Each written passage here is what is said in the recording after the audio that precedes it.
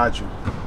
How we got treated back in school? I know you say, yo, it wasn't nothing, whatever have you, but you said what you said about the girls bringing y'all messages back from Brooklyn. So now them same girls that brought the messages, now how y'all treated the following week, going back to school? I mean, for me, you know, I ain't here to, you know, toot my own horn, but that was never my problem. You know what I'm saying? Like as far as girls and all that kind of stuff, it was like, if anything, that just kind of made things a little bit worse. You know what I'm saying? Because it's like now you have more eyes or whatever. But I was always fly. I always had myself together. I always kept myself humble. I always kept myself together.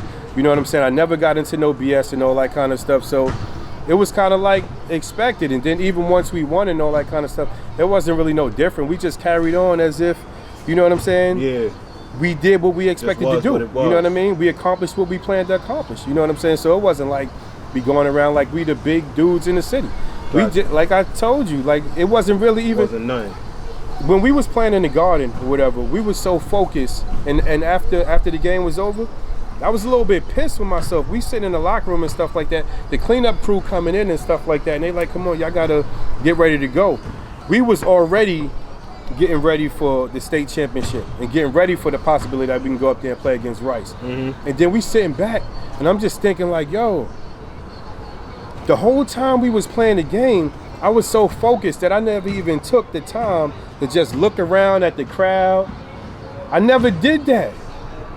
I never got, like, even when they called me for the MVP, if you look at the picture when I'm holding my MVP with the principal, I wasn't smiling, nothing. I was just so locked in that wasn't our end goal.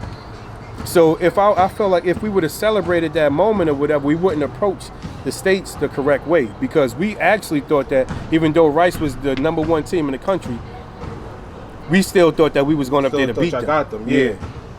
So what ended up happening in the States once you guys got up there? I mean, when we got up in the States, it was Rice, they was accustomed to that. They was accustomed to signing autographs and a hoopla and the media day and just people knowing your name and all that kind of stuff and knowing who you were.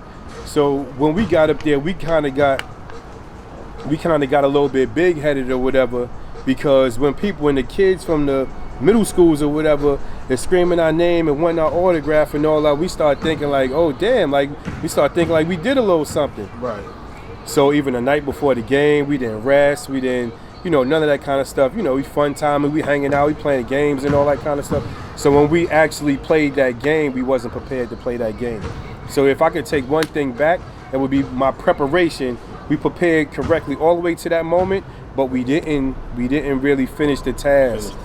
You know what I mean? Once we got up there, because it was like a week in between us winning the championship and us getting up there. So some people got a little lax. We already won.